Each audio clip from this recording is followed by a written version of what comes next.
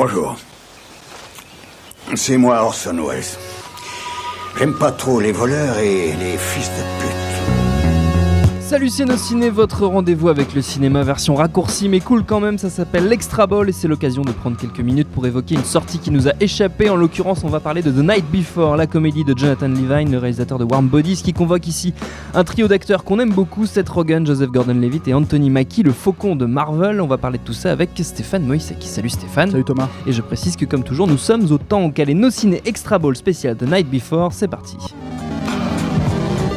Monde de merde. Pourquoi il a dit ça? C'est ce que je veux savoir. C'est The Night Before Secret Party, le titre complet, je le précise. Donc c'est assez basiquement l'histoire d'un trio d'amis, Rogen, Gordon-Levitt et Mackie, donc qui se retrouvent pour leur traditionnelle sortie / méga teuf du Nouvel An, sauf qu'ils sont à un tournant de leur vie, l'âge aidant. Ça sent la feel-good comédie à plein nez, avec un soupçon de mauvais esprit. Ça aurait pu marcher, hélas, d'une part, c'est sorti complètement sous le radar chez nous, puisque c'est paru directement en VOD le 1er mars, et en plus, je crois que c'est assez raté, Stéphane. C'est assez raté. Alors c'est une relecture du conte de Noël, enfin de Dickens, les 3 contes de Noël. Voilà, les 3 si contes de Noël, c'est Christmas Carol, sous l'angle de la weed comédie, comme Seth Rogen le fait voilà, à chaque c'est fois. spécialisé là-dedans. Ça fume des Voilà. joints dans tous les coins. Et tu parlais de feel good movie, mais en fait le problème c'est justement ça, c'est que tu ressors pas vraiment avec un feel good. C'est très bizarre comme film. Déjà il y a moi je me suis intéressé au film parce que c'est Jonathan Levine, qui n'est pas un grand réalisateur, mais on l'a connu avec All the Boys Love Mandy Lane.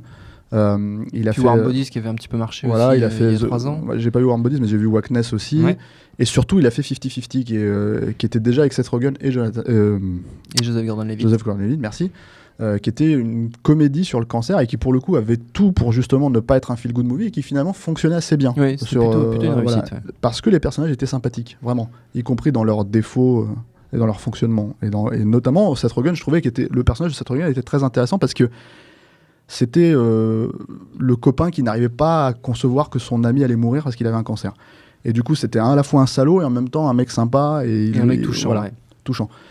Là, le problème, c'est que les personnages ont plus ou moins la même fonction, le même fonctionnement. C'est-à-dire que tu as ce personnage de Joseph Gordon-Levitt qui est celui qui a le trauma, qui a perdu sa famille et qui du coup veut fêter Noël chaque année.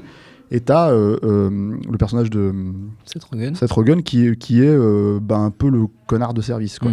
Parce qu'il va passer la soirée en fait à se shooter. Le problème, c'est que ce n'est jamais vraiment... il n'y a pas de contrepartie en fait. Non, mais c'est surtout il n'y a pas de contrepartie à ça, parce que du coup en fait les personnages restent plus ou moins dans cette logique-là. Et ce qui est problématique, alors je trouve que le film n'est pas très drôle, c'est un peu le souci. Déjà c'est embêtant pour une voilà, comédie. Et ça c'est dû au fait qu'apparemment ça a été complètement improvisé. C'est-à-dire qu'il y avait, ça n'a pas vraiment été écrit, il y avait un gros traitement en fait. Voilà, ils vont de là à là, il se passe ça et ça, et après ils ont complètement improvisé. Et du coup, tu te retrouves avec des scènes qui sont censées être des scènes humoristiques, comme par exemple, à un moment donné, tu as Seth Rogen qui prend de la coke et qui se met en fait à saigner du nez et qui saigne dans le verre d'une nana qu'il essaye de draguer. Et tu cherches l'humour là-dedans parce que c'est juste dégueulasse. En fait, tu te dis, mais c'est quoi ce truc, quoi. Et tu as plein de moments comme ça, un peu off, où tu te dis, mais vous voulez en venir où exactement? Et voilà, mais la raison pour laquelle je voulais un peu aussi en parler, c'est que voilà, donc je voulais un peu revenir un peu sur 50-50 par rapport à ça, parce que ça, pour le coup, ça avait mérité d'être vu et de faire la distinction entre les deux. Et surtout cette notion que on ne sort plus ces films en France, en fait, tout simplement. Oui. C'est un film qui devait sortir en salle à Noël. Parce que c'est un film de Noël entre guillemets, même si c'est un peu comment dire, un prétexte voilà, pour autre chose, ouais. Mais non, ça se veut vraiment, c'est-à-dire que c'est traité comme un film de Noël à l'américaine, hein. Oui, avec les pulls et tout machin, voilà, il y a toute cette notion là, mais un peu décalé, quoi. Voilà. Et en fait ces films là ne sortent plus, c'est-à-dire que jusqu'à encore il y a un an on avait le droit à d'interviews malgré tout le barouf que ça avait fait autour de la sortie aux États-Unis. Et là, maintenant, c'est terminé. Il y a ce film qui ne sort plus, il y a les films de Will Ferrell qui ne sortent plus. Donc, voilà. Et donc, comme c'est vraiment sur un circuit alternatif et que c'est jamais vraiment très publicisé, pour ceux qui s'intéressent à la carrière de Seth Rogen, c'est intéressant quand même de le signaler que ça existe. Même si, bon, très honnêtement, c'est difficile de le recommander comme une comédie drôle. J'ai même moins rigolé que sur The Interview. Tu vois, ah oui, pour te dire. c'est dire, voilà. parce que The Interview, c'était déjà pas très très marrant. C'était pas très très marrant, mais il y avait certainement quelques gags où ils se mettaient des trucs dans le cul, ils m'ont fait rigoler, quoi. Donc, voilà, mais là, en l'occurrence, il ne se met rien dans le cul. Voilà, on n'en est même pas là, tu vois, c'est malheureux, triste, quoi. C'est triste. Donc voilà.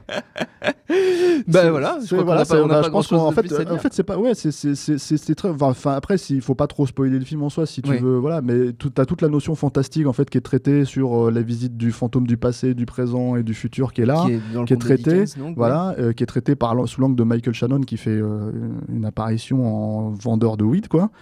Et voilà, donc on va mettre aussi un petit détail sur le titre français qui est pas très français, donc très drôle. Donc c'est vraiment, enfin, si vous le cherchez et que vous arrivez à le trouver, c'est vraiment vous êtes tombé dessus par hasard, je pense. Mais et voilà.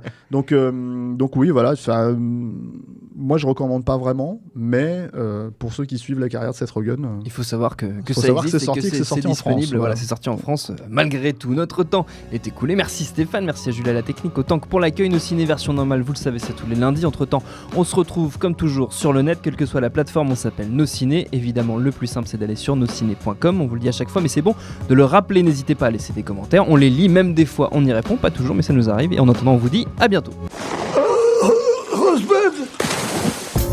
Bonjour, bonsoir à tous, c'est Mehdi Maizy. Vous pouvez me retrouver tous les vendredis aux manettes de No Fun, le podcast musical qui donne de l'amour à Herbert Léonard et à Gucci Mane. Disponible sur iTunes, SoundCloud, Deezer, YouTube, Facebook et Twitter.